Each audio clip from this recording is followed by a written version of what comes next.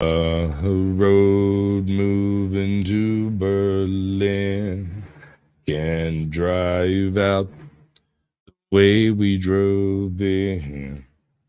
So sneak out this glass of bourbon and we'll go.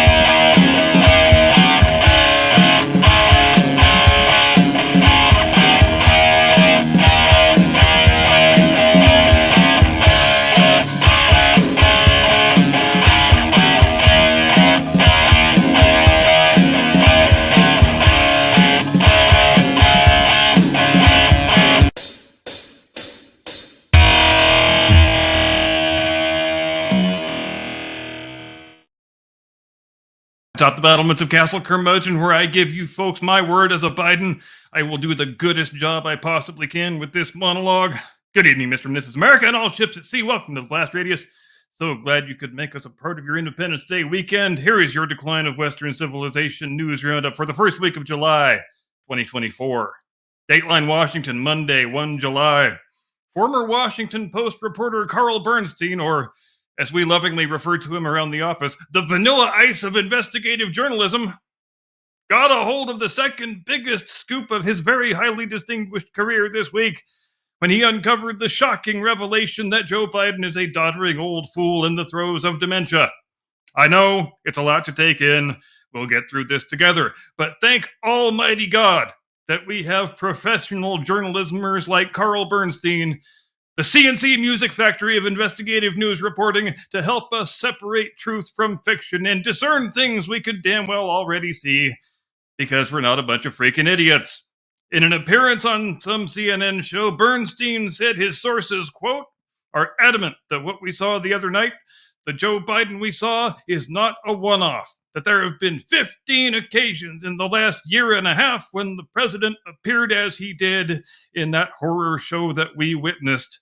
End quote. 15 occasions, eh? In a year and a half? Jesus Christ on a popsicle stick, Carl, we've just seen 15 occasions on public in camera in like the last 7 or 8 days, for Christ's sake. Every time the man opens his mouth in the vicinity of a live microphone, it's one of those occasions. But I, for one, was heartened to see that Biden's handlers, in between the disastrous debate and the almost just as disastrous Stephanopoulos interview, figured out that if they slap a coat of spray paint on the old codger, they might make him look just a bit less cadaverous. I just don't know why they couldn't have chosen an actual human flesh tone, is all, because the color they picked, it looks like Joe was the sole survivor of an explosion at the fucking Cheeto factory. And you know what? Carl Bernstein, the right said Fred of investigative journalism, you want to make yourself useful? You want to break some actual news? Here is your assignment. Get to the bottom of who picks the Joe Biden spray paint and what their thought process is when they choose the color. You have 1 week. Get on it. Dateline, New York, Tuesday, 2 July. Democrat activist Judge Juan Merchan, who oversaw former President Donald Trump's ridiculous sham business records trial, in which he was convicted of 34 felonies, even though no one is still quite sure what the actual crime is, announced this week that he is delaying the former president's sentencing, which was supposed to be this Thursday, all the way to the end of September. And he even added the very dispirited sounding caveat, if such is still necessary. Hell, he sounded so depressed, I'm surprised he didn't append the statement with a little sad face emoji. And here's the full quote in all its delicious glory. Quote, "The July 11th, 2024 sentencing date is therefore vacated.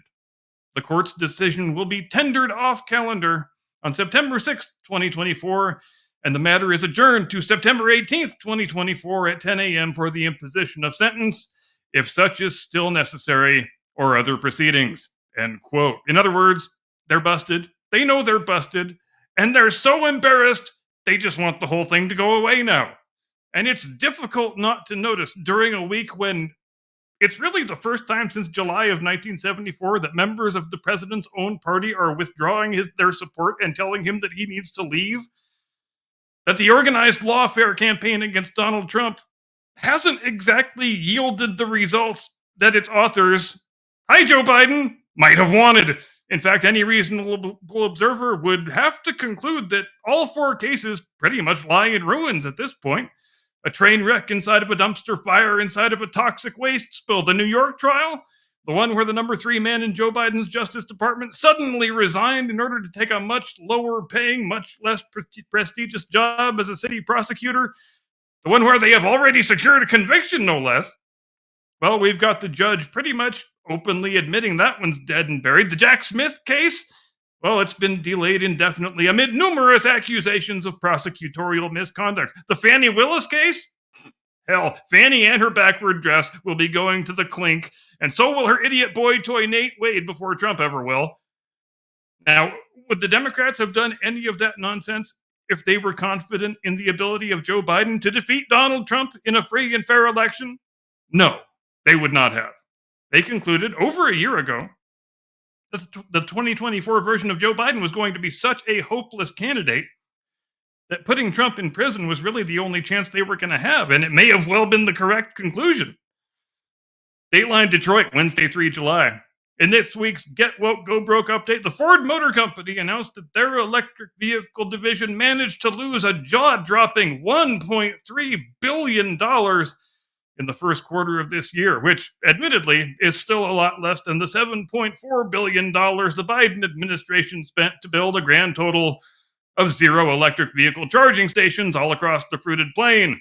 And even in spite of all the very lavish federal subsidies and tax breaks that exist, one can't help getting the feeling that the formerly much vaunted electric vehicle sector is collapsing in on itself just like a lithium strip mine on some lonely island in Indonesia.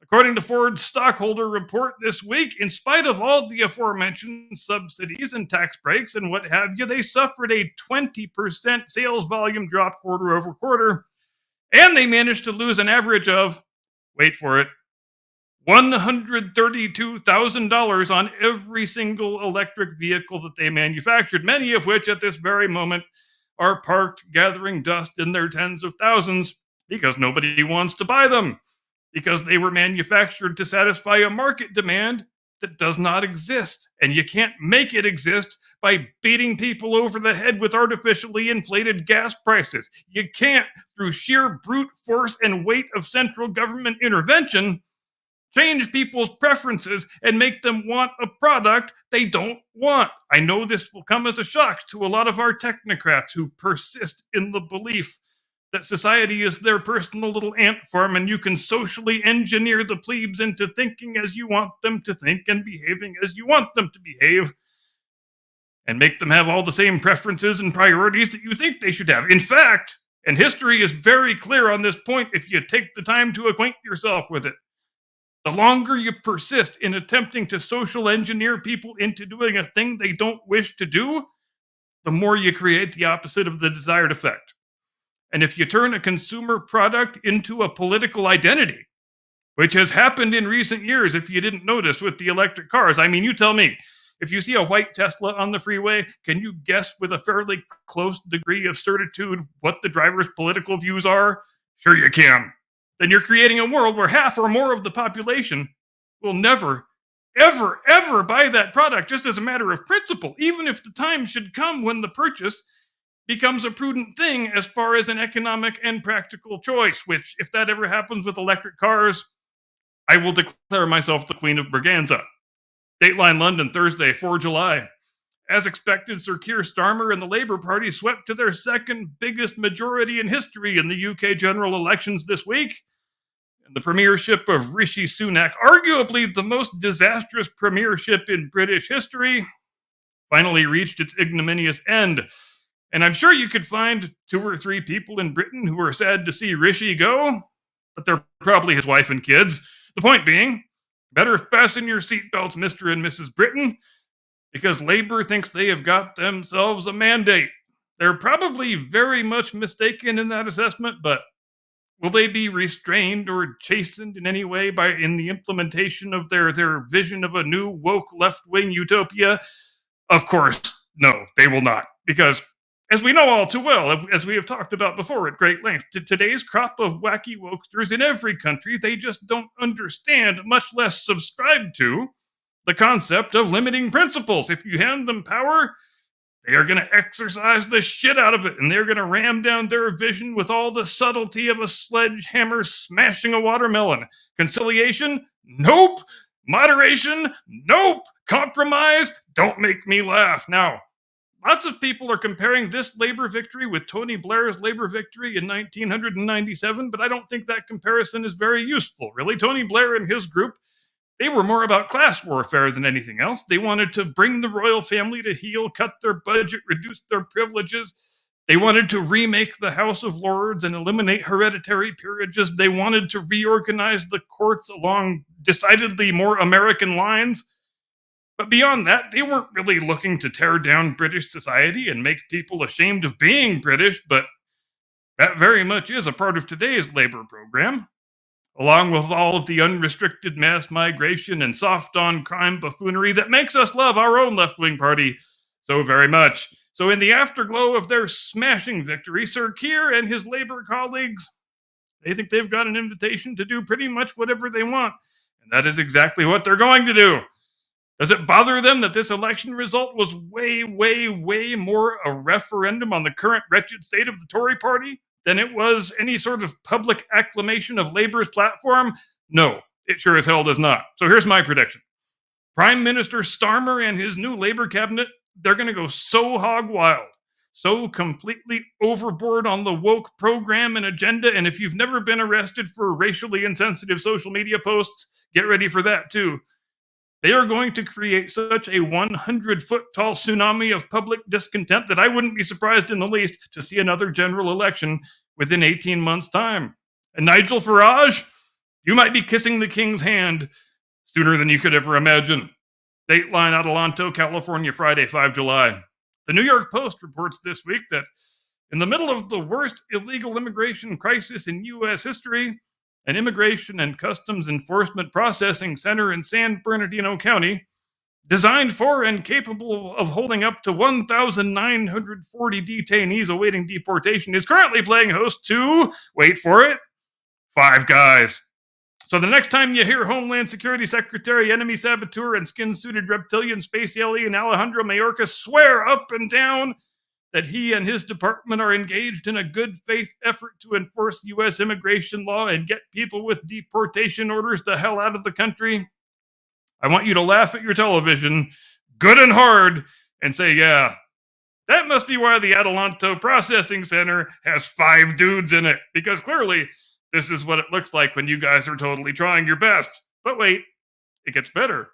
Let me tell you exactly why this 2,000-person facility has 5 guys in it. You see, it used to have 900 guys in it, but then the China virus happened, and some dumb woke judge ruled in September of 2020 that they had to drastically reduce the population of the place, which means, in effect, just turn everybody loose onto the street, even though they are all subject to an active deportation order. Doesn't matter. I'm the judge here. Don't try to lecture me about your damn laws. And so the judge imposed such a completely ridiculous set of China virus restrictions on the facility that the only way they could comply with the order was to reduce the population literally to 5 guys. But wait, I hear you say, that was nearly 4 years ago. Surely those restrictions aren't still in place today. Yep, they are. And don't call me Shirley. Even though the Biden administration declared the end of the China virus pandemic last April, the judge's order remains in effect, and the judge has thus far refused to revisit it. Because obviously, this judge sparkly hearts illegal aliens and doesn't want them detained or deported. This judge wants to live in a borderless world and is unwilling to let any annoying federal immigration laws stand in the way of that vision. Social justice is my business. Business is good. Now get the hell out of my courtroom before I hold you in contempt. And that's the end of the roundup. That's the week that was. May it rest in peace. And now I toss it over to my distinguished colleague, your illustrious co-host. They called off the best beard contest at the county fair this year because they heard he was entering. The one and only, your friend and mine, Mr. Caucasian Sasquatch. Give me the money. Give me the money, okay?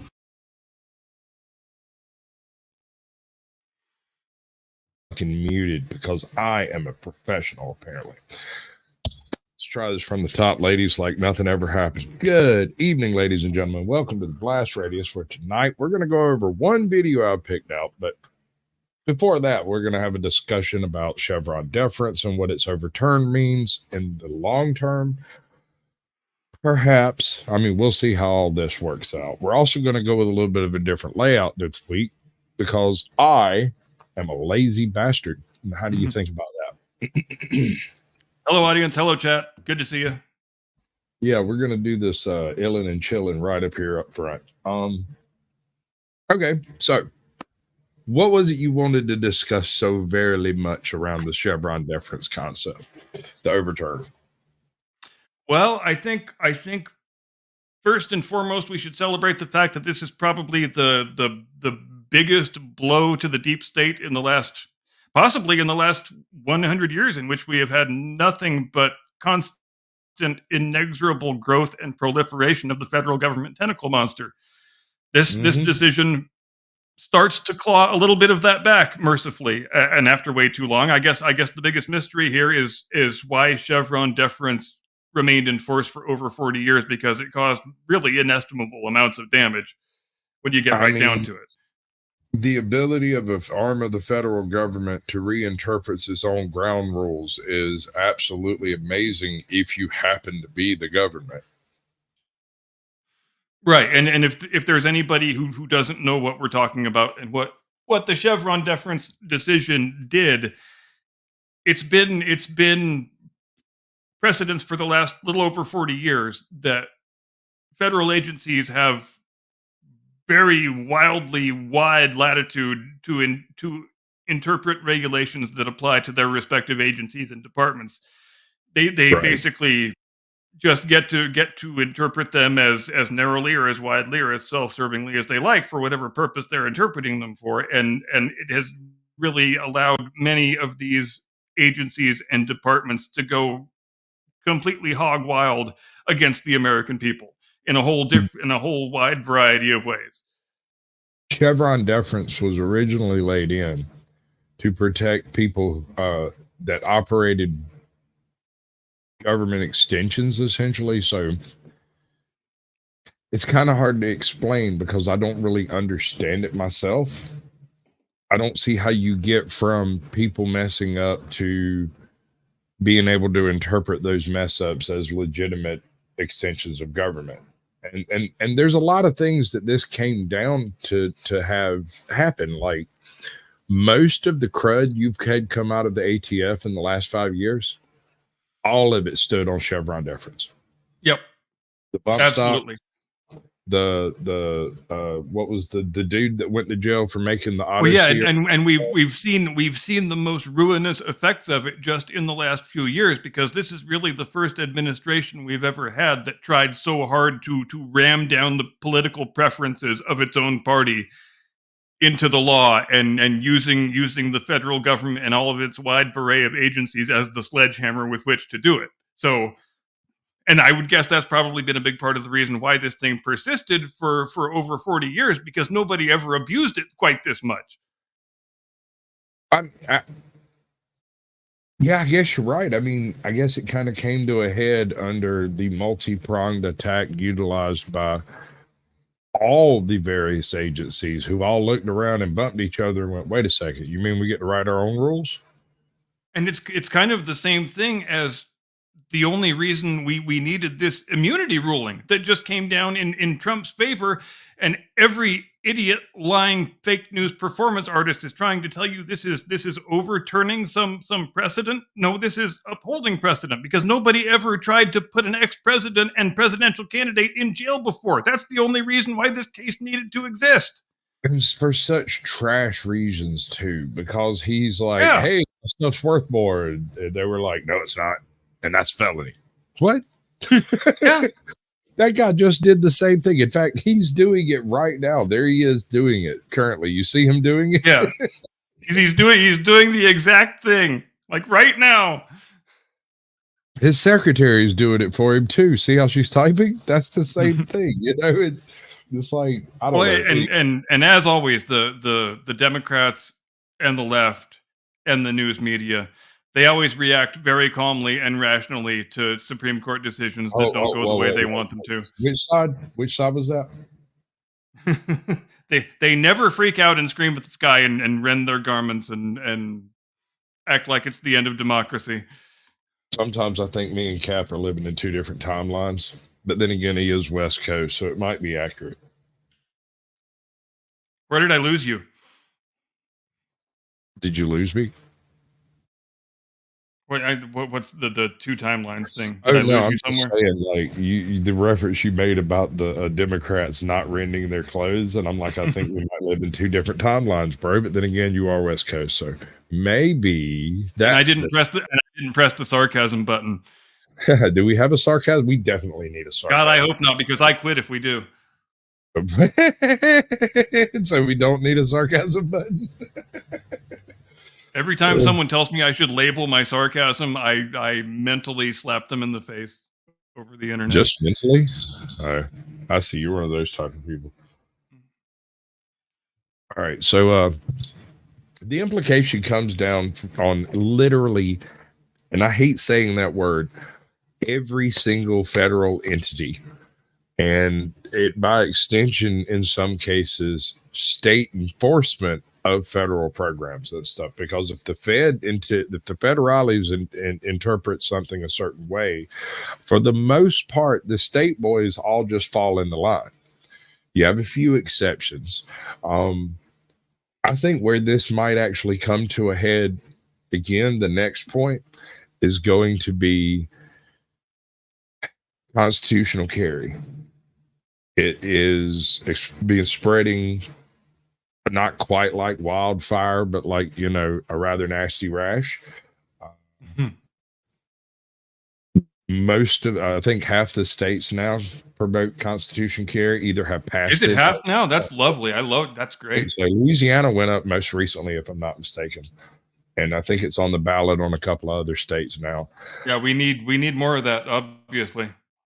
There are people in Florida and South Carolina who have been attempting to bring cases against school zones being gun free.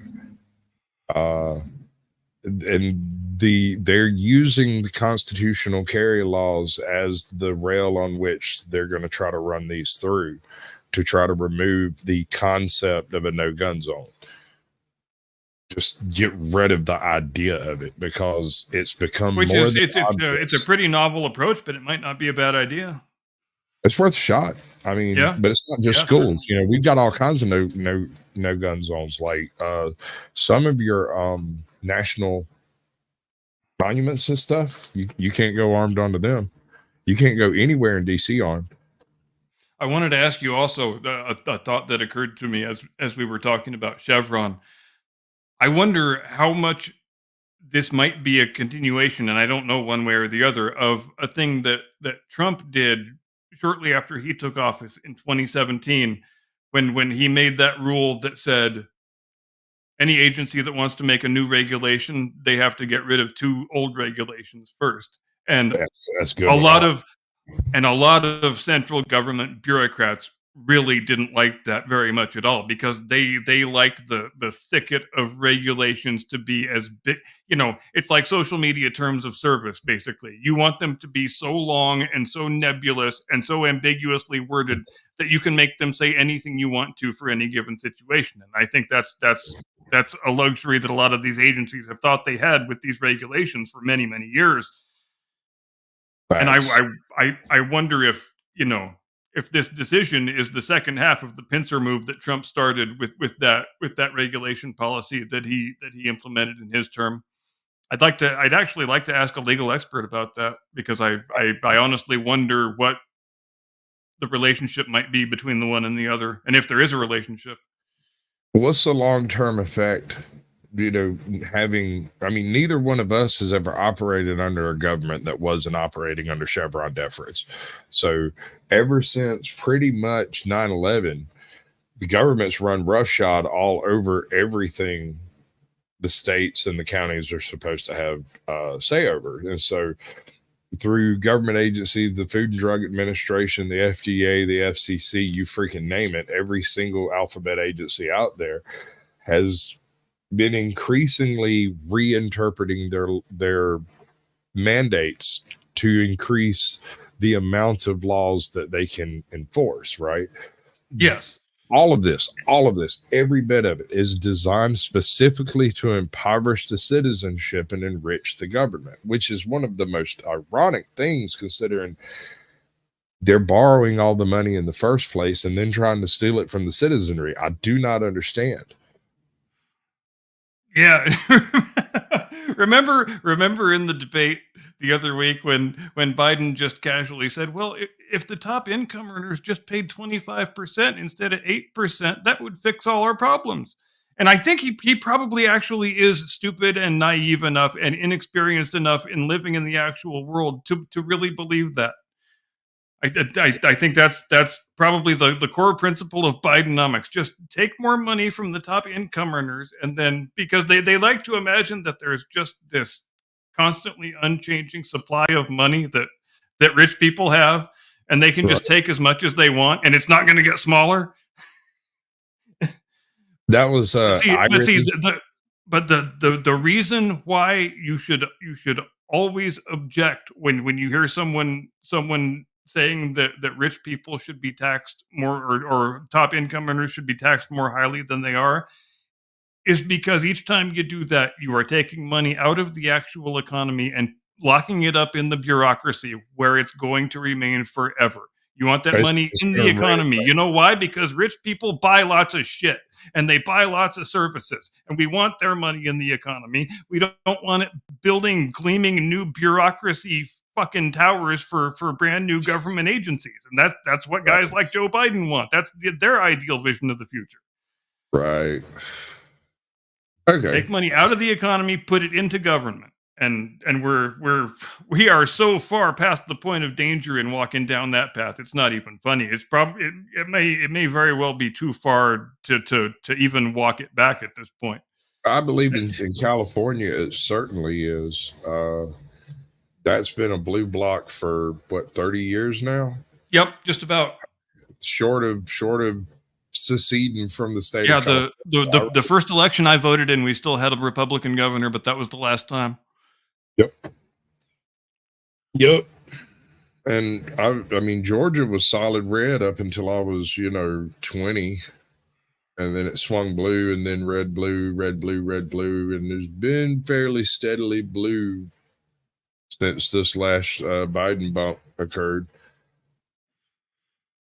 Yeah, concentrate all those urban votes, jam more people into the big cities. So, and it's not difficult to see why they try to play the demographics to their own advantage. Because the more you concentrate populations in big cities, you make them by necessity, more reliant on government services and more likely to vote for the big government party. And that's the whole reason why the big cities vote for one party and the people who aren't in big cities vote for the other one. And that's pretty much the line down which everything goes. And there's also some general philosophical differences on the purpose of campaigning, right? So, in conservative circles, campaigning is typically done for like either family members, people you know, people you went to school with, people you know, friends, stuff like that. In Democrat circles, they'll straight hold a casting call. They'll call in as many people they can get in.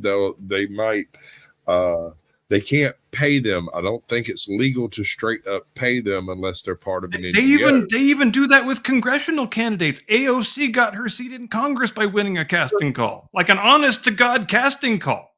Mm-hmm. Mm-hmm. You ever wonder where that casting couch footage is? But anyway. Hi, my name's Alex. I'm a barista from Westchester. But she got that crazy eye locked, dude. Her and Anna Kasparian, man. Oh, seriously. I don't want to run into either of them in a dark alley. Boiling bunnies. That big booty Latina will ruin my ass. I'm not scared. What's up, Auntie at Jack? Welcome in, bud. Appreciate you coming by. So I've got the AP listed up over here. There's a whole bunch of different stories on it. We're going to kind of pick through them, see what's what and what's worth talking about. You know, the problem with Texas, it's flat. It is. That's another one of them places. Digging a hole would be really useful. A big one. What's the tallest mountain in Texas? Is there a mountain in Texas? I don't know. I'm going to look that up right now. You should do that. But they have issues with hurricanes, major issues. Hurricanes cause major problem. And here we get that much rain. It's just more rain to us. It rains all the time. I would not have guessed it was that high. Guadalupe Peak is 8,751 feet above sea level. West Texas is high desert, which is above like 5,000 feet. So, yeah. Yeah, it looks to be in, definitely West Texas. Yeah. Just south of the New Mexico line. High pits. But the issue there is they have a lot of clay and stuff.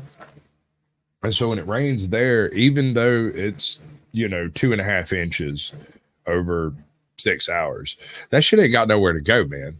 Once the canals are full, it's done. That's it. It's flood time everywhere, and everywhere floods simultaneously. Everywhere. Like Dallas and Houston both flood at the same time. Yep. And that's terrible. I'm not laughing at their misfortune. I'm just saying that's a big old flat land. And I swear to God, it is. Yeah, there's not too many terrain features to slow down a damn hurricane. That's for sure. Oh no, it just slips right over the top of it. It don't start breaking up real good until you get up in freaking New Mexico and Arizona and stuff. And that in itself is a problem. See, here we worry more about high winds and stuff. There, the problem is not so much the speed of the winds as it is the direction the winds are blowing, the opposite direction from where everything was built to stand, because the predominant wind comes from the west.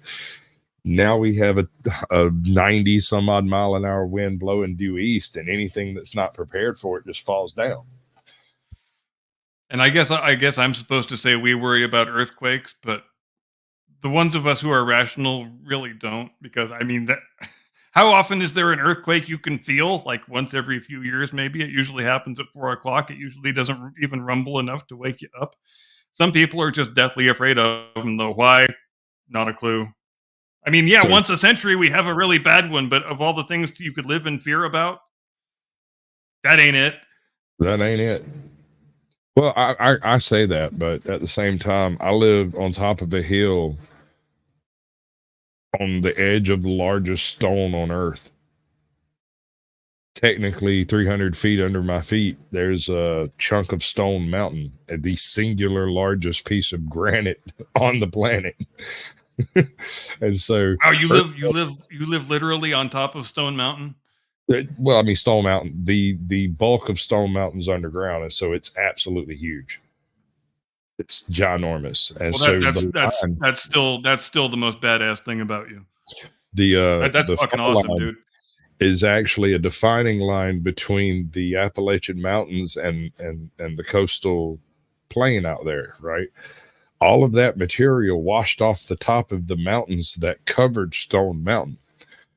It's a magma dome, and that thing sticks out like 700, 800 miles in both directions away from Atlanta. All of Atlanta is lagged into the side of that thing. And So anytime there's an earthquake over here, it rings like a bell.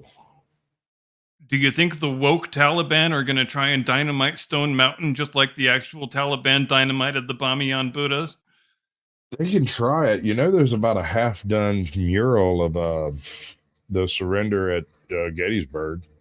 Well, and we, if there's anything we know about these people, it's that they are out to destroy all cultural heritage, and especially all cultural heritage that depicts people they find not morally praiseworthy. So it seems like Stone Mountain would be a very natural target.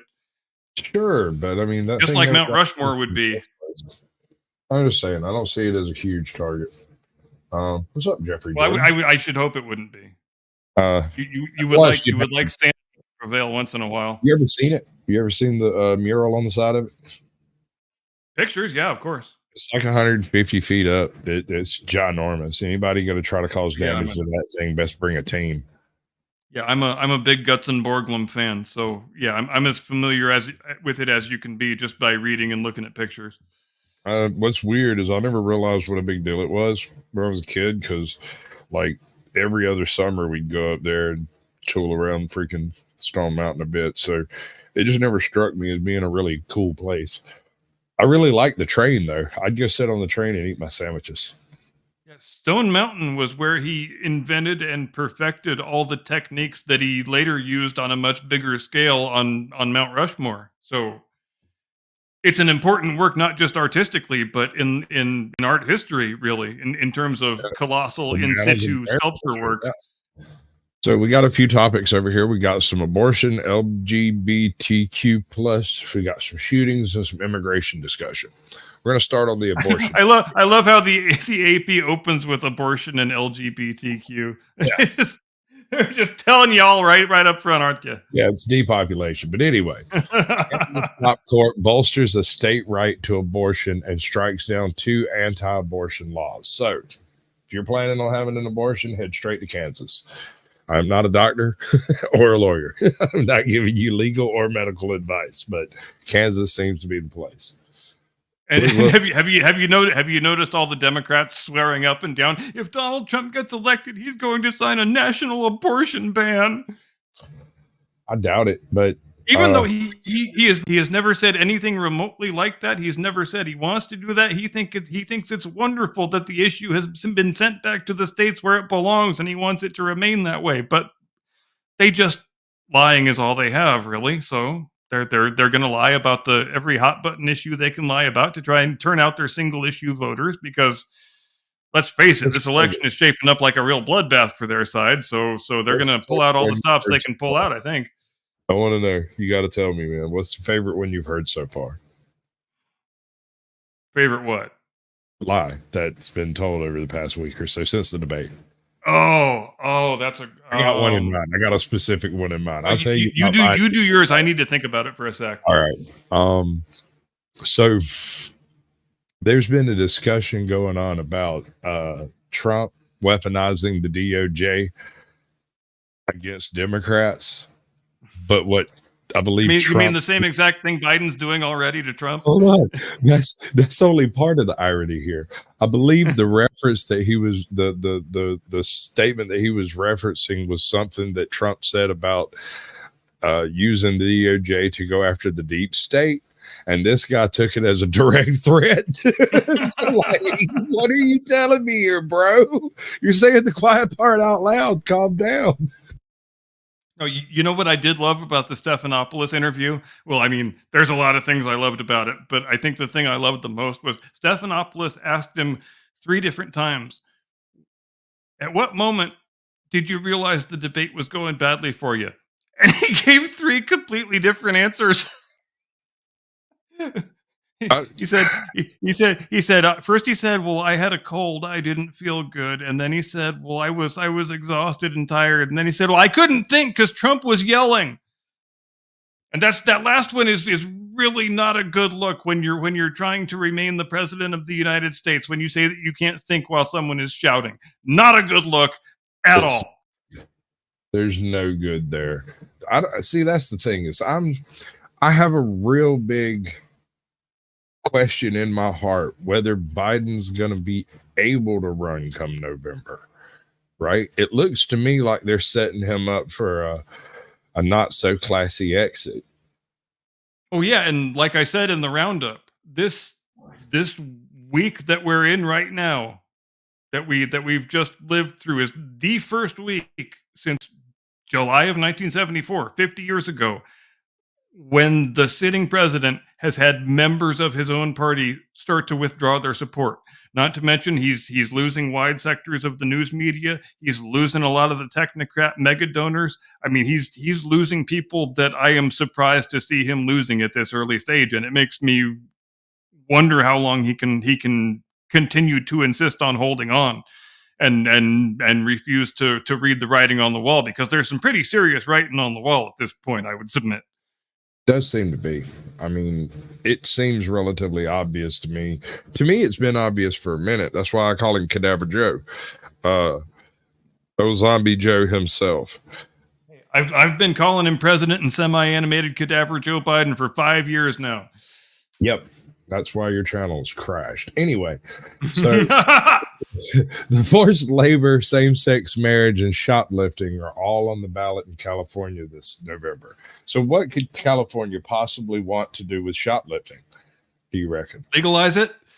I would guess so. That would be my guess. I mean, to the extent that it's not completely legal already, which it pretty much is.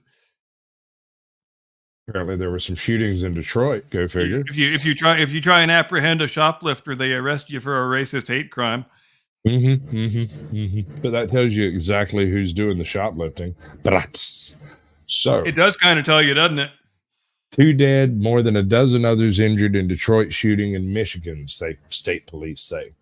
So this was the specific story that I brought to your attention that I was using to point out how weak of a news week we've had. Like, there hasn't been anything massive that's taken place since the debate, and that makes me nervous. Oh yeah, because let's face it, this is a week when there is a non-zero chance that we will have a different president next week. So you bet your ass that story is going to dominate the news cycle. Yeah, so I'm waiting patiently to see. What do you reckon it's going to be? A dead celebrity, or yeah, that's probably, that would be my guess.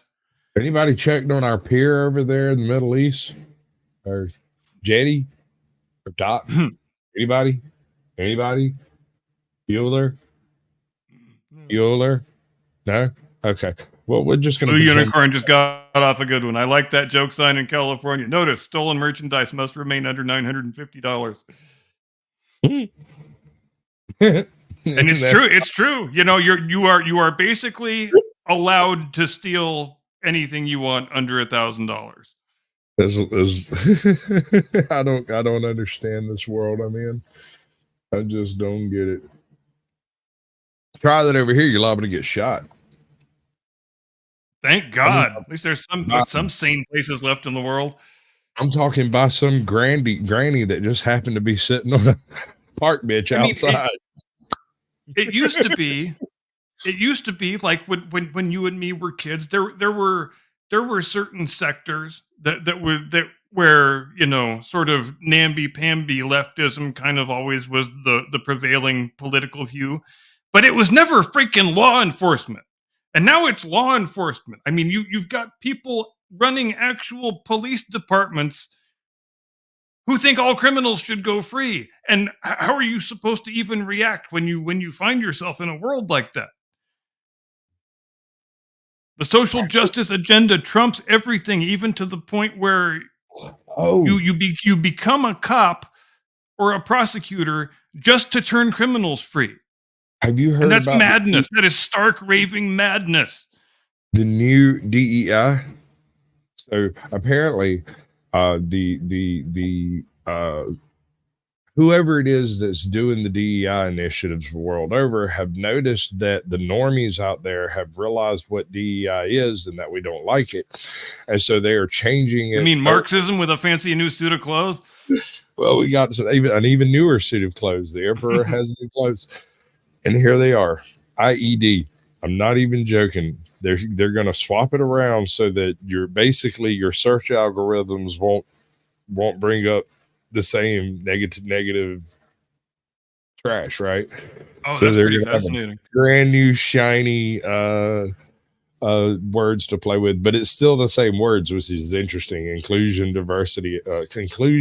equity, and diversity. Yes. Which is the new initiative, and it's called Bridge, right? Apparently, Bridge is to bridge the gap between the number of white people that have jobs versus the number of anyone else on earth, largely white men. Why that's the case, I do not know, but that does seem to be the direction that every single one of these world corporations are going with. I don't get it. Has there, let me ask you this. Has there ever been a society in the history of the world where it was more fashionable to dump on the majority population group? South Africa.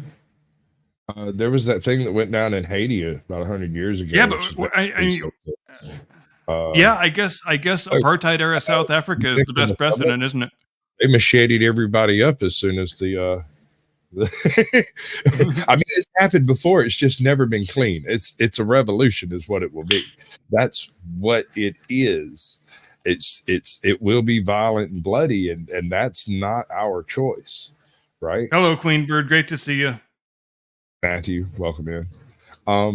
So I don't know, dude. I don't know what to make of the whole thing. It is wild.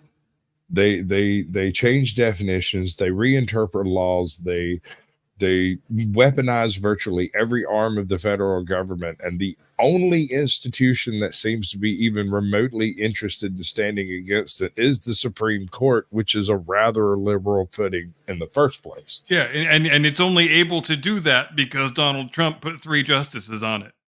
Can you imagine where we would be right now if President Hillary Clinton had those 3 Supreme Court seats to fill? We'd still be under a COVID lockdown. Oh yeah, we're probably worse than that even. I mean, I don't even want to let my brain go there. It would be such a horrific dystopian deathscape. I was just thinking about trying to do an alternate timeline film. Like, Hillary's America. Yeah, Hillary followed by Biden. As soon as you step out, you just get jumped. You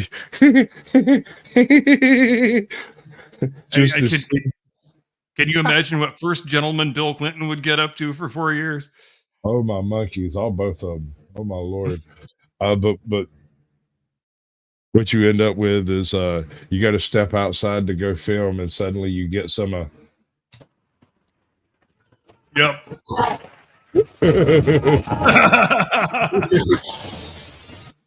And you just that's what it's going to be like.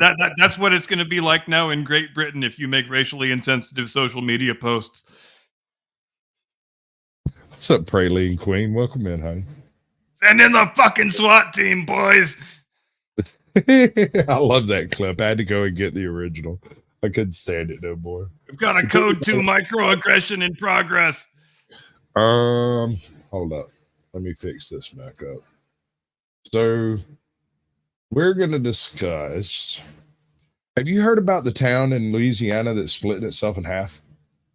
I have not. All right. First of all, let's remember that Louisiana happens to be south of them, that their Mason-Dixon line, if you remember. Indeed.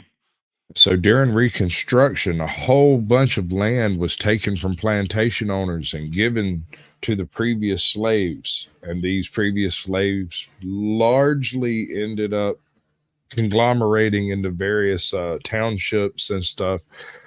And in this particular town, an actual justice warrior has the names and all that stuff. He'll be giving you that information. But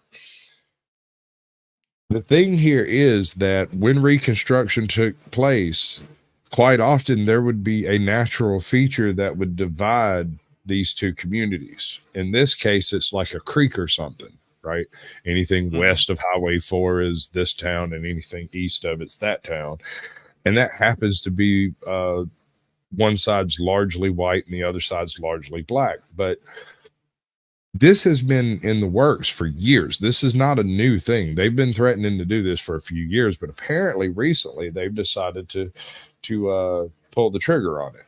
And yeah. Greetings and salutations, loyal viewers of this channel. My name is Sean, and today I want to give you guys some updates about what is going on in the city of Baton Rouge, specifically South Baton Rouge, because once again, we're revisiting the incorporation of a new city known as St. George. Now, we covered this story a couple of times on this channel. There are some absolutely crucial updates, and unfortunately, the leadership, which represents themselves as the Black leadership of Baton Rouge, is still fighting against the creation of this municipality because they don't want to lose their tax base, but at the same time, they're labeling these people evil white racists filled with evil white racism and claiming that they're forming. Isn't that the same thing they had? Isn't that the same thing they had happen in Atlanta?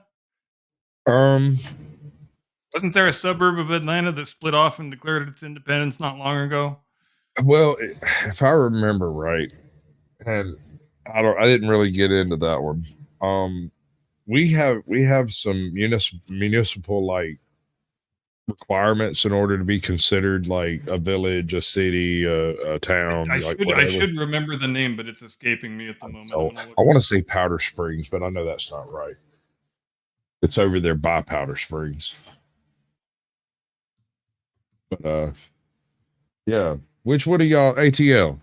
Tell me which one of y'all it was that tried to split off from Atlanta not too long ago. They're still pitching a fit about that crap. But Buckhead, that's it. Buckhead, that's right. So these folks essentially looked at the quality of education, services, and whatnot available to them through Baton Rouge, decided that they could contract out for better services cheaper than Baton Rouge could provide them. And has already got don't remember, some type of a charter or whatever to be a town. They were almost incorporated previously, but decided to go with Baton Rouge because it was a big happening city at the time. And since then, things have kind of changed, right? So, and it's perfectly understandable that if you were in a situation like that, you would want to split off and start, providing better services for your own people. But since we live in the age that we live in, the people who are opposed to it happening have nothing to do but scream racism. Well, that's the issue here, is that recently, or at least in the past 5 years, the people who have come into control of the various community groups around Baton Rouge at this point are like 90 some odd % Black. And this particular town happens to be something like 70% white, which means that probably the other 30% is mostly Black. One would think. That the main complaint they have is that they are losing, quote unquote, their tax base. How much does that? You mean the people in the white neighborhood are more productive? We can't talk about that. You can't talk about that at all. But that's the direction these people are going in, that you're cutting our legs out from under us just because we're Black. And I don't understand the concept there. Anyway, listen to how he explains it. He explains it very clinically and a little bit funny. the black people in Baton Rouge. So we're going to talk about all of this. We're going to talk about the hypocrisy, and we're also going to talk about the joy that the new legislature and the new citizens of this new municipality have in the idea that they're going to create their own government in their own image. A little bit of a compare and contrast situation. But before we get into that, thank you to everybody who All supports hell this channel Anna. via All hell Anna. actualjusticewarrior.com All hell / Anna. join. Oh, give me Yay! give me the money. You give Okay. me the money. Members of the interim St. George government are moving forward with the new city after being sworn in Monday night. Some in Baton Rouge, though, argue that St. George is still not a city since the legal battle is not over yet. So right off the top, the way that it's presented might be a little bit confusing to those of you out there in the audience, but I actually did 2 separate videos on this particular story that clear up this whole situation. But a quick recap so you guys can understand what is going on. Essentially, there is some areas that are south of the city of Baton Rouge, and over a decade ago, these people realized that the Baton Rouge school district is absolutely terrible. It is horrible in every possible way, and they decided that they wanted to form their own school district. Now, coincidentally, this particular area of South Baton Rouge was disproportionately white. So what ended up happening was the Baton Rouge City Council decided that they were going to call them evil white racists, say that they're trying to reinstitute redlining, and not allow them to set up a school district, even though the Baton Rouge school district is one of the worst in the entire state of Louisiana. I think the last time I checked, it was actually worse than the New Orleans school district, to give you an idea of how bad it actually is. Now, to explain, Either send your kids to our shitty schools or you're a fucking racist. right, exactly. That is exactly what's happening here. So what we've got essentially is a population center that outnumbers the population that it's supposed to be representing. So the urban areas have become much more urbanized over the past 20 years, and the rural areas have remained about the same as far as their urbanization. Would you agree with that? Yeah. Small No towns objection here. seem to maintain a small town kind of flavor, and anything over 200,000 people starts to get a big city type of flavor. There's not much you can do with that. You start attracting colleges and college kids and drugs and left. Well, yeah, I mean, all the things that accompany being a big city instead of a small town. It's it's kind of a package deal. There's really nobody who's ever managed to avoid the negative things that accompany cityhood as opposed to townhood. Yeah. Plus cities are And it's like we were talking about before. Mm-hmm. It's one of the byproducts of what happens when you concentrate bigger and bigger populations into smaller and smaller areas. And it's, as I've said before, we've spent really since the end of the Civil War, the inexorable trend in this country has been away from the rural and toward the urban. And I think we might be just now starting to crest that hill where it's going to start going back the other way. And I think there's going to be a strong desire among a lot of people throughout the country to want to have that small town experience again, because let's face it, that's the ideal version of America. Yeah. Really, is small town America. I'm over here in a little tiny town in Georgia in the middle of nowhere that's not even on a freaking map unless you zoom in way far, right? And I know both of my neighbors. They both hate me because I'm loud and obnoxious and I'm a YouTuber, and it's perfectly acceptable behavior. Nobody gets bent out of shape. There's only a couple of shootings at the Waffle House occasionally, and doesn't seem to be much of a problem. And people have to have a little bit of self-sufficiency too. Yeah, I'm a big proponent of self-sufficiency. I really am. It's really hard in the modern era to do anything yourself because everything's become so specialized that you have to find a specialist to do it for you. And I'm not a big fan of that. Well, and especially in a technocracy where we are falsely taught that we have to venerate and always trust people who have certain qualifications, even when they're complete clueless moron idiot dumbasses. ATL, if you want to swing by or let me know where you'll be at, freaking you got my number, man. Hit me up. you're going to be anywhere near here, let me know. We'll high five or something. I'll polish your head. Anyway, Sean, take it away. On top of that, Louisiana does not rank high among the 50 states in the union in terms of schools, in terms of education. So it was among the worst in one of the states that is among the worst in public education. And during this process where they were trying to get this school district made, essentially what was told to these people that were advocating for this is that it would actually be easier to form a whole new city rather than to fight the city in order to get their school district if they didn't want to allow it. So that's exactly Makes what sense. these people did. They started putting together a petition. They ended up getting it on the ballot. And in 2019, they voted to form a new municipality that included a bunch of pieces of South Baton Rouge that would make the city of St. George. Then came the legal battles that were in addition to the previous legal battles related to the school district. 5 years after voters adopted a plan put forth by an incorporation petition, the council plans to hold its first meeting either next week or within the next few weeks. That will be at the St. George Fire Department. At these meetings, they'll essentially form their own government, adopting policies, procedures, rules, and regulations on how the city will function. They say So hypothetically, at this point, they would have to sit down with Robert's Rules of Order or whatever it is. I can't remember the name of the book.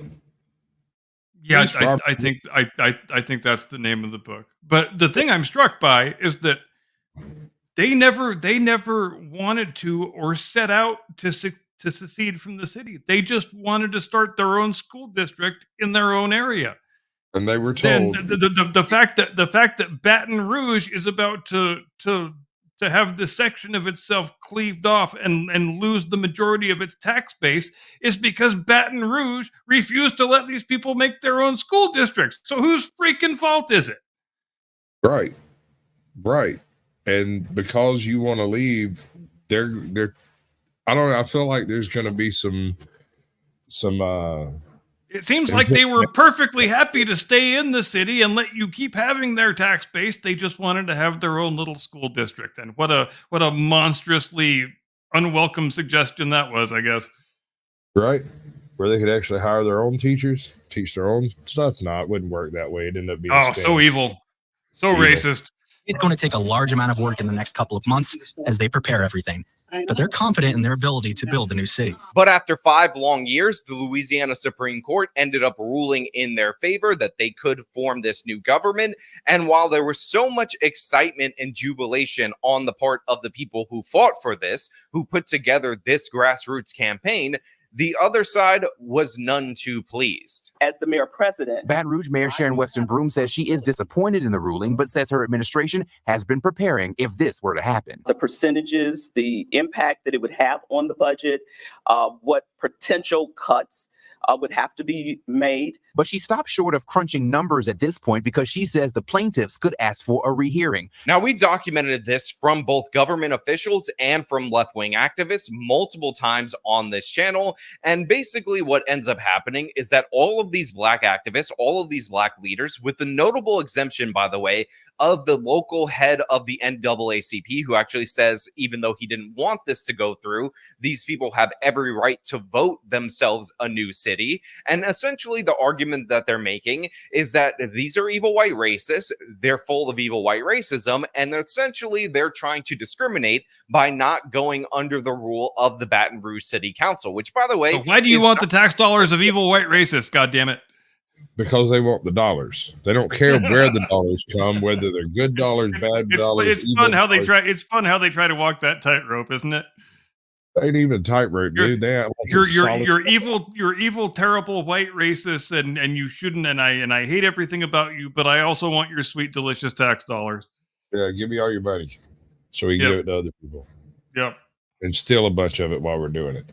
that Mhm. is historically run by black politicians, although it is right now in this moment, but it is a government that is consistently run by the Democratic Party. So even though I believe that a lot of this is actually not down to racial lines, a lot of the people who are discussing this as the whites leaving from the blacks. And to be clear, this new municipality is about 70+% white. That's what St. George actually is. but it is also around 19% African American, 19% Black. Now, of course, Baton Rouge becomes a more Black city by losing all of these different various white. Is that from Paladin? Sorry, that It really That's benefits our society and culture so immeasurably when we make every goddamn single thing be an argument about race. I just can't get enough of it. I mean, it lets you know where their principles lie. They have none. White people that were in there, but there is nothing to stop any resident from Baton Rouge from moving into the new municipality that is St. George. So I find the allegations of evil white racism to be absolutely ridiculous. On top of that, and this is absolutely crucial for everybody out there in the audience to understand, these very same people that are accusing the residents of St. George of being evil white racists, who are saying that this is segregation, this is evil, how dare they, have no problem stealing the revenue from these individuals, as one of the battles that is currently going on is the fact that Baton Rouge proper is saying that they are entitled to the tax receipts that they collected since 2019 while this was being fought out in the court. And this is, again, millions of dollars, since large portions of the tax base were actually located in St. George. And it seems like the residents of St. George are only trying to get a portion of that. They're also trying to get a portion of the revenue, again, which is related to their population, from the county. And this is standard fare. However, you have all these Black representatives and all these Black activists calling these people racist, talking about how the Black residents would be better off without the residents of St. George, while simultaneously saying that their money needs to be kept by Baton Rouge, the city. But there's more subtext to this than is being said on the surface, right? So by making this statement that we don't want you to leave because we would lose your tax revenue, and also the simultaneous fact that the city of Baton Rouge outnumbers this what would become a new city by 3-1, means that the residents of Baton Rouge are not making as much money per capita as the residents of this particular town, and it would cut into their budgets significantly. But correct me if I'm wrong, wouldn't it also reduce the services required? Yes, but let's try this. Let's grant them the correctness of the false allegation and see if that helps their argument. Let's assume, just for rhetorical purposes, that all these people really are white racists and they really do just want to cleave themselves off from Baton Rouge just because they hate Black people so very much. Let's grant all that. Now let's ask the question. Don't they still have the right to do that?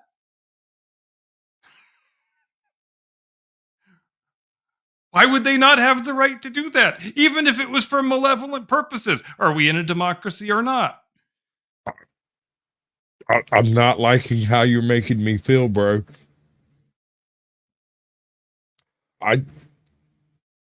Okay. Does their argument become correct just because the people are actually racist? I don't believe it does.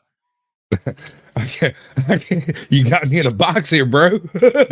I got nothing against it. Oh my.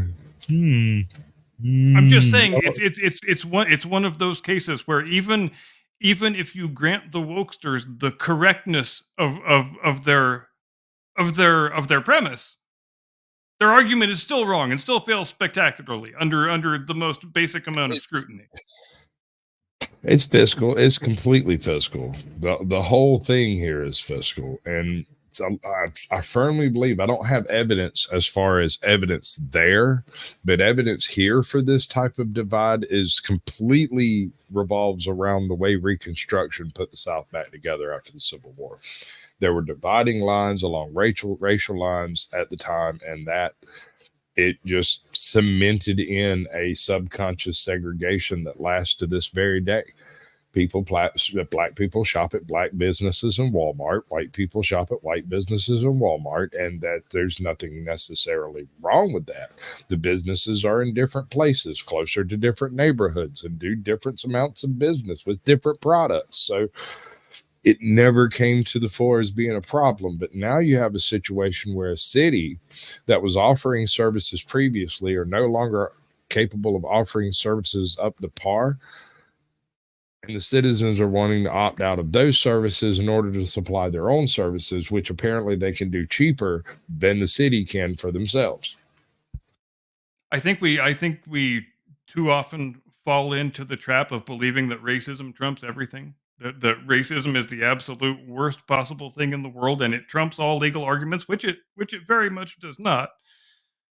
And free speech, we were talking about this a little while ago. You can't claim to be a devotee and a protector of free speech unless you are willing to protect the speech of the most abhorrent bastard with the most abhorrent views. Correct? Correct. I mean, the only speech that needs protecting is speech that is controversial and unliked. Yes, and unfashionable. Yep. Absolutely. Use a completely off-base topic.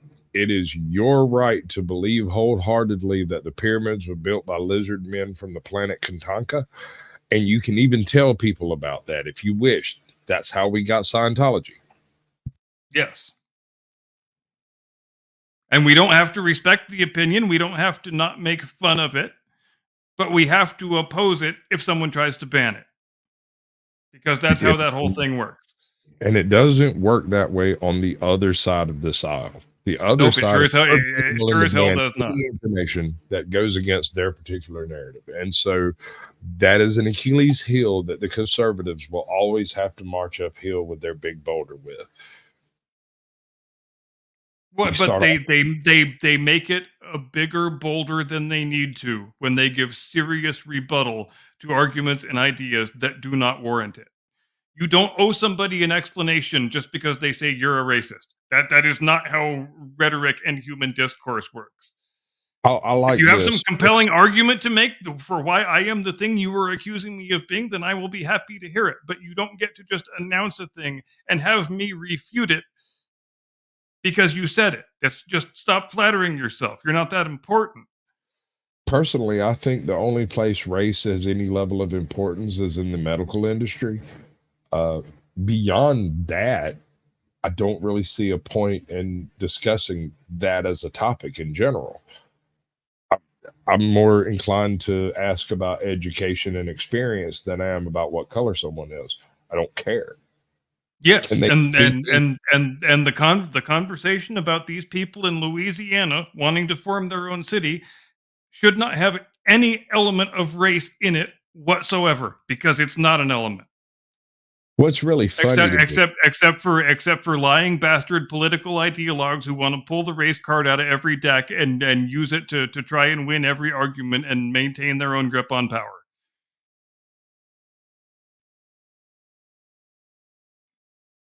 Because the definition of racism has been updated recently so that the word it gets updated about every 5 minutes. Exists now, and anti-racism is speaking power, speaking truth to power is anti-racist. And the people who have power are white, and so you cannot be racist to white people. That is anti-racist, and that's why you don't see anything about it on the news, because that's not news. Yeah, and that's a core component of their philosophical framework, that it is impossible to be racist against white people. And it really blows my mind when I come across people on paddle who mine too firmly believe this very point, that you cannot say anything racist against a white person because they're the people in power. That's the linchpin, because they believe. I mean, you have drunk a hell of a lot of Kool-Aid if you can go to battle with that argument, my friend. I mean, Jesus Christ, that's a real mind blower. It is. And that's the thing, is like when you come across these individuals, and they're not always the people that you think they are. A lot of times they don't look how you would expect them to look. And trying to speak logic past that statement. When you're right, you're being racist, but you're still right. The only reason you're saying it's racist is because you don't like it. Still right. Yes, and many of them they actually find it impossible to engage in any sort of confrontational discourse without the assumption that the person they are arguing with is an evil white racist. Like it's Even the though they are whole not- paradigm from which the philosophy and the discussion has to proceed. And that's, we were talking about false premises before, and that's one of the Right. bigger ones. I believe racism in general is a straw man that they use to boogie people with. They're like, Yep. racism. And I'm like, okay, whatever. But the issue I primarily have with all of this is I refuse to live in a world where Charlie Manson was correct. And so I refuse to operate on that same level, right? I just won't do it. I won't discuss it. I won't have that as a topic. It's just such a beaten dead horse that there's nothing more that can be said about it. And anything more said becomes gibberish. Well, yeah, Anyway. because I mean, how much can you say in defense of a discredited philosophy when you get right down to it? It's just Marxism with another coat of paint. We're being That's all it governed is. by Baton Rouge, the city. All The it vote is. of 17,000 now impacts 400,000 people who live in East Baton Rouge Parish, because of the general fund that's $1 billion of city parish money. 300 million of that is not dedicated, and they're going to take away $48 million of resources from the general fund in order to create this new municipality. So I don't really care if they go off and segregate themselves, but I do care that we paid into the fortunes of that portion of town for the last 50 years. And to say that you're going to start a new community and then we owe you money for that community, well, we've been paying a whole lot for a long time, and we want our portion to be paid for if you're going to get it. And look, it has been absolutely absurd. Paid services rendered, right?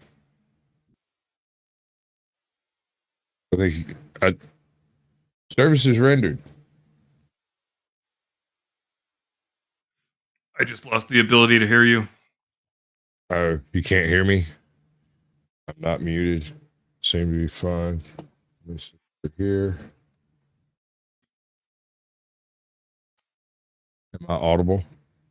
I'm audible on this end. You're a little. It's on you, bud. Might want to do a restart. You're or still something. glitching in and out. Oh, we're good. You figured it out? Yep. Let's play this some more. Third, to go over all these different various takes, these clowns like Roland Martin and his guests talking about how these white people are so evil and so disgusting for daring to try to form their own municipality, while at the same time demanding that these evil, disgusting racists stay subject to Baton Rouge and continually pay taxes to a government that they feel doesn't represent them. But one of the craziest things that I saw was the fact that you have activists claiming that they're going to be much safer in Baton Rouge once all these white people are gone, because if you guys don't know, if you guys aren't aware, one of the most common dangerous crimes is evil white racists attacking innocent angel black people. So they're basically saying that white people with the money.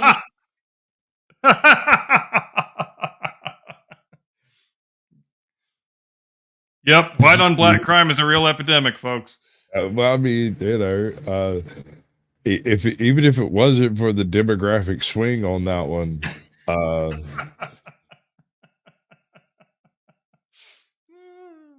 dude, it's hard to even put it into words, right? Like, I know. so I know.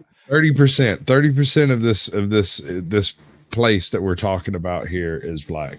30% already. Oh, look at the banner on the bottom. African Diaspora News Channel. I think you pretty much know what you're going to get right off the bat with that. Actually, no, I think, all right, yeah, we'll let her say it. They're leaving, and the good resources that were given to all of them will probably go with them. And so I'm saying this. While that sounds like a horrible thing, as I said in the beginning, I think black people are going to be a lot safer because, for one, when those white folks are off to themselves, then they're off to themselves, right? And they can go do what they need to do and don't worry about the rest of us. Now, of course, this flies into the face of every crime statistic ever, like ever. It's just factually not true. But the fact Now you can't possibly expect him not to pull the lowest fruit on the vine, right? Well, and just I know we play this game too often, but just imagine if you flipped the races and that was a white YouTuber saying that about black people. Do you know how quickly that channel would be banned? Dude, yes. Are you fucking shitting me? From fucking orbit. Ugh. fact of the matter is, when I listen to the representatives for this new town, for this new municipality, it does not appear like race is a motivating factor. Race essentially has been dropped like a bomb on this particular situation, even though, admittedly, by a lot of these black activists, it's not really true that, again, this is a completely wholly run by black politician style government. It just happens to be that they weren't granted a school district and racism allegations were thrown as the excuse, and the people of the newly formed St. George were not interested in bending the knee after being called evil white racist. And again, imagine that their government, when you start talking about what they want to create, what they can imagine, how they can basically do anything because they have a clean slate, it is hard to reject them. It is hard to say that they're so evil when it seems like they're just trying to run a government in their image. Whether you were for St. George or you were against St. George, now is your opportunity, a historic opportunity, to create a city from the beginning, from the ground up. It's your ideas, it's your policies, it's your way of life. And now you can come together and put those out there and have someone accountable to you. No longer accountable to some people off in the city of Baton Rouge or somewhere else in the parish. No, they're going to be accountable to you, your neighbors, your friends, and your coworkers. So when you have your ideas, whether again, you're against us or for us, bring them. Let's create a better city. Let's work together. Let's move past this. What do you reckon this becomes one of those 15-minute cities we've been hearing about? I don't know. The thing I love is the idea that you can attack a bunch of people for being evil, white, monstrous racists, and that is supposed to motivate them to want to stay in your city and work with you and come together as a big happy family. After you just accused us all of being terrible, horrible, awful, immoral people, yeah, that's sure. Let's do that. That sounds like a great idea. Utterly shocked, man. This is wild. Like what goes on in some people's heads is all I wonder. I just don't get it sometimes. I figure it's like one of those little monkeys with cymbals banging. It's like looks real creepy with the eyes glowing. Anyway, you could have just let them have their school district, and there wouldn't have been any problem. And now you got time to be there. Damn right. I do want to thank the legal team. They have endured so much to get to this process. In fact, they could have had their school district and you could have sent your students to it. They deserve recognition. Exactly. Damn right. Which should be So something brand that is new occurred in a light nation like the United States of America that is meant to be a. Try that again. Did you ask a question? You glitched out on me a little. You said something and glitched out on me. I was trying to hear what you said. Oh. Yeah, I don't remember what it was. All right. Free society. And by the way, for all those people who say, well, the biggest thing hindering black people in the United States of America happens to be white people, these white people leaving the voting population and allowing the black people of Baton Rouge to essentially completely run the show should actually aid them according to their own ideology. But unfortunately, they don't believe that. Unfortunately, they actually think very little of the black people of Baton Rouge, and they know for a fact that the tax base happened to be in South Baton Rouge, which is where all of these white people, or a disproportionate amount of these white people, actually live. I think and there's a reason for that. When they did Reconstruction in the South, there was and I mean, you know, the War of Northern Aggression was quite a violent fiasco. So I've heard. And they pretty much did that redistribution of wealth thing that you hear about, right? Where they just basically drew lines on a map and said, okay, gave a bunch of black people land over here and left all the people with land over there. And Anyway, that whole thing was done along racial lines. So here we are 150, 200 years later. It's still there. That's the same lines we're discussing currently. I guarantee it. The dreams and some of the things that are really like our founders who pushed this petition through, we can really see fit. So, I mean, I think we have a great opportunity to have a wonderful city. However, some in Baton Rouge argue that St. George is still not a city, even though the Louisiana Supreme Court voted in favor of incorporating the city in April. This might create a new voting district, mightn't it? Yeah. Well, and just like to the last thing you were saying, it's the same as the lines on the map that everybody argues and fights and kills over in the Middle East. Were all randomly hand drawn by British colonial administrators at the end of the First World War. Pretty much. Yep. Congratulations. You are now Jewish. Yeah. The legal battle is still not finalized. So like I discussed in the previous video on this particular subject matter, what ultimately ended up happening before Funny, she doesn't look that Jewish. you had a ruling that was a very narrow ruling. I believe it was just one justice that made it a majority Well played, decision sir. that St. George has a right to exist. So they're forming a government, as I told you. If I ever say the word Jewish in conversation, if you don't follow it up with funny, she doesn't look Jewish. Oh my God! You just lost some thug points. You earlier in this video. However, if somebody doesn't get that joke, you can tell exactly what their age is. Motion for a rehearing, and they don't like the idea that these people are allowed to form their own government based on the previous ruling, despite the fact that they have put in for a rehearing in order to undo this. Baton Rouge Mayor Pro Tem Lamont Cole filed a request for a rehearing last month. His attorney, Mary Olive Pearson, voiced her opinion in a phone call with WBRZ. Because it's on an application for rehearing. The judgment is not final.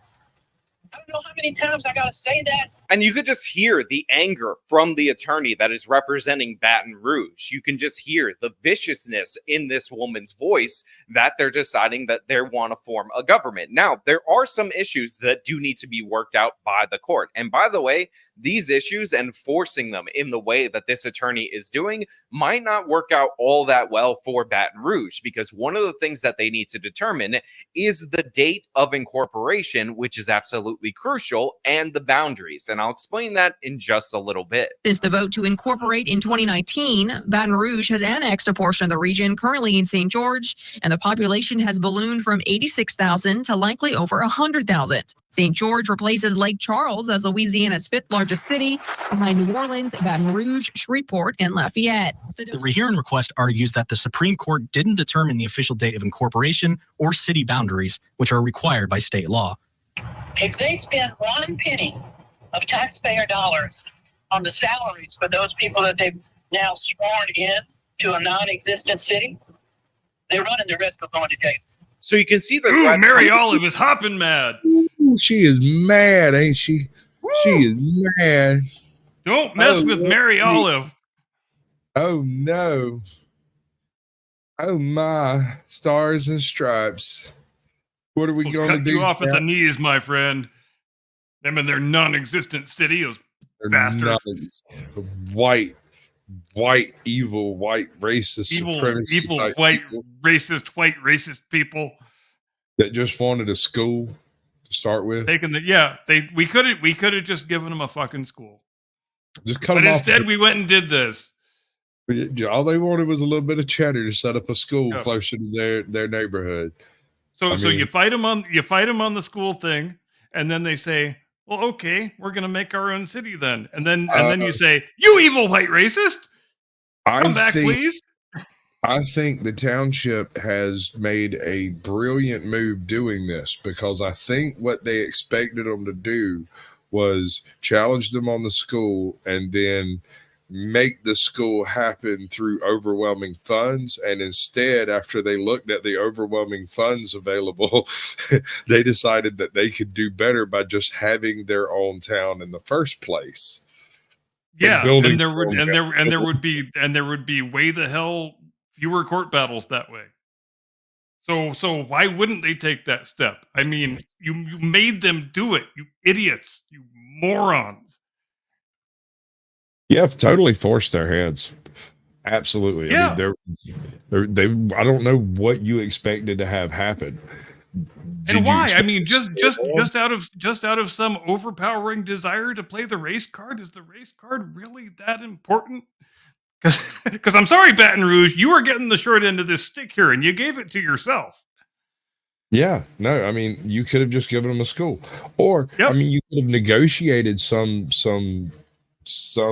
compromise, but they wanted a school. You said no, and they looked around at each other and was like, "You remember that time we thought about making our own township and we almost got incorporated? You know, all that paperwork's still valid, right?" Yeah, and the only animating desire on the part of the St. George people is we just want to send our kids to decent schools. That is Right. the only thing they want, and that's not an unreasonable expectation or request. Ladies and about it. gentlemen, thanks ever so much for joining us here on the Blast Radius this evening. We hope you had a very pleasant, very delightful, long 4th of July weekend. In fact, I hope you got 4 days off. I myself did not get 4 days off. I had to have Thursday off and then a random Friday. So Friday felt like Monday and Thursday felt like Sunday, and it was kind of a pain in the ass. But what do you do? We'll see you next week. Hope you have a great day and a pleasant tomorrow, and maybe we'll have a different president the next time we convene. Who the hell knows? Stay safe. Do not comply. Get off my lawn. Give me the money. Give me the money, okay?